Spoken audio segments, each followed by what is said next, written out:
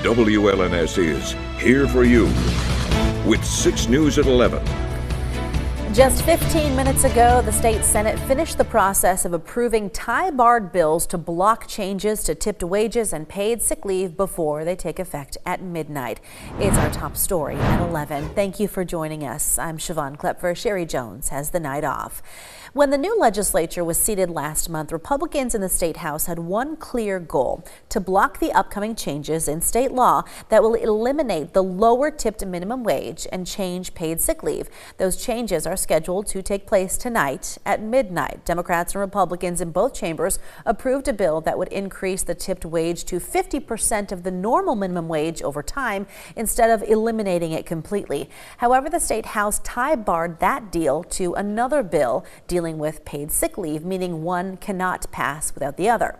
State senators were still in session just 15 minutes ago to finally pass the paid sick leave bill before the midnight deadline. The bills have to be signed by Governor Gretchen Whitmer to become official. Supporters of the bills say they'll protect businesses and employees, while those against accuse the legislature of undermining the will of the public. Our bottom line is that the bill should go into effect the way it was originally worded in 2018, and that we don't circumvent the will of the people. And so that is where we stand with the policy. It was wrote with families, it was wrote with business owners, and so we're asking that it stays the way that it is. We have not heard yet whether Governor Whitmer has signed the bills passed by the legislature, but stay with 6 News. We'll update you with the final results on our website, WLNS.com, and tomorrow on 6 News This Morning. A different policy battle is playing out on the national stage. Democratic governors from all over the country are denouncing proposed cuts to Medicaid that would take away health care for millions of Americans. Rashad Hudson heard from both sides. As Republicans in Congress move forward with a budget plan, Democratic governors warn the proposal puts Medicaid on life support. It will affect millions of Americans. Democratic governors came to Washington, D.C. Thursday to sound the alarm about potential Medicaid cuts. Hawaii Governor Josh Green was one of them. And those people tend to be children, people with disabilities, or with very serious illness and who are living in poverty. New Mexico Governor Michelle Lujan Grisham painted a grim picture of what could happen in her state if these cuts move forward. Hospitals closed, doctors are no longer providing care, no more independent practices, no more long-term care facilities. President Donald Trump says he wants to protect Medicaid, but it clashes with the House GOP's budget plan, which seeks to cut the program over the next decade.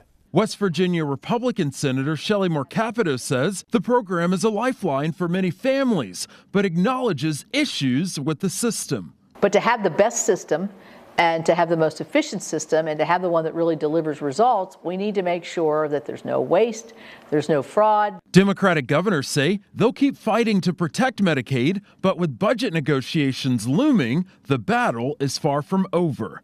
Reporting in Washington, Rashad Hudson. Well, back here at home, a man convicted of killing a Lansing teenager in 1999 is scheduled to be released on parole in April. Attorney General Dana Nessel is trying to keep him behind bars. 45-year-old Marcos Reyes is an inmate at the Saginaw Correctional Facility. In 2000, Reyes pleaded guilty to second-degree murder after shooting 15-year-old Isaac Rivera 19 times. He was sentenced to serve between 25 and 50 years in prison, and the minimum sentence will pass this year. The parole board approved his release last month, but Attorney General Nessel filed an emergency appeal on behalf of the victim's family. She says during his time in prison, Reyes has received 72 misconduct offenses, including for assault, and had to be held with increased security. With increasing reports of immigration and customs enforcement launching raids nationwide, members of the Jackson School Board debated at this week's meeting how the district should respond if ICE shows up at a school. Our media partners at MLive report board member Keisha Hamilton introduced a draft resolution affirming that Jackson is a welcoming district for all students and outlining how to handle ICE agents if they show up at a district building.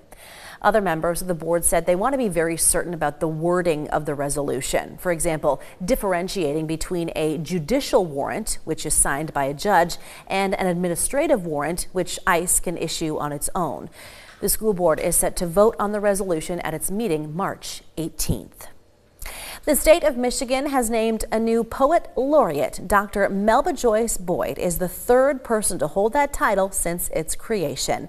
The retired Wayne State University professor is the author of 13 books, 9 of which are books of poetry, and 2 of which have been honored by the Library of Michigan as notable books from our state.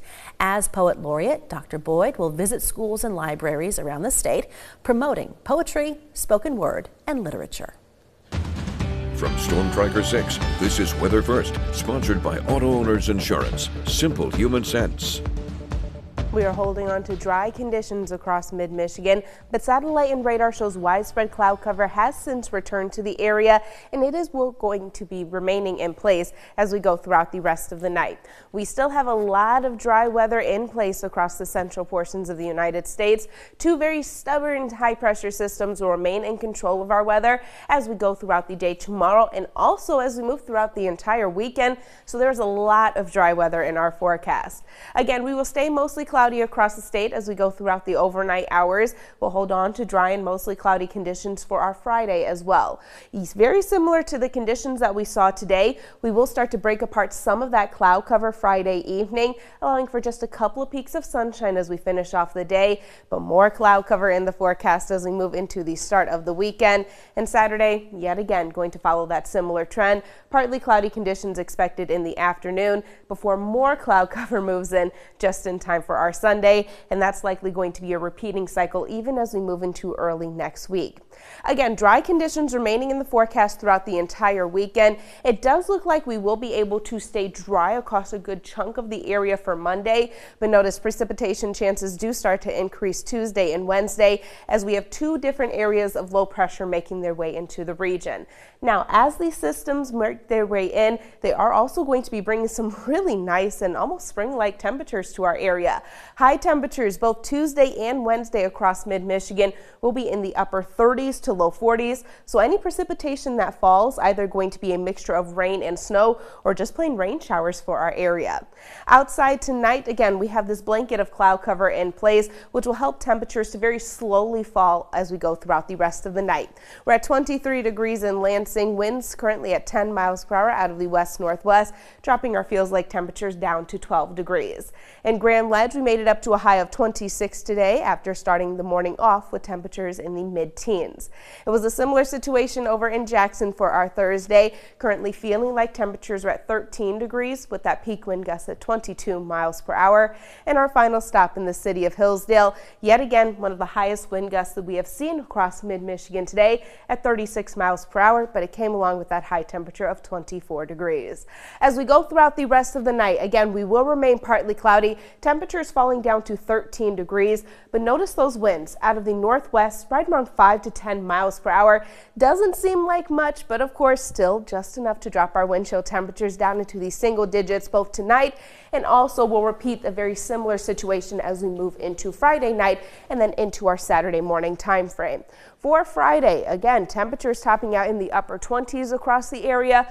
Overall, we'll look at mostly cloudy conditions. We rise above freezing just in time for Sunday, well above freezing and above average by Monday. A brief round of rain and snow mixed Tuesday, some rain showers Wednesday afternoon, but both of those chances for precipitation come along with highs in the 40s. Enjoy it while you can because cooler temperatures moving in for the tail end of next week.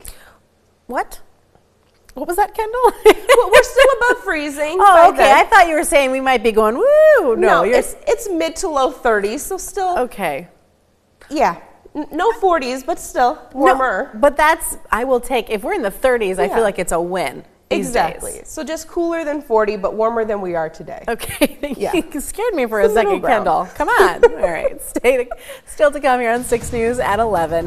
The White House is pushing to lay off thousands of federal workers, including at the Internal Revenue Service. We're going to have the latest on this debate for you coming up next. Thanks for watching. We'll be right back.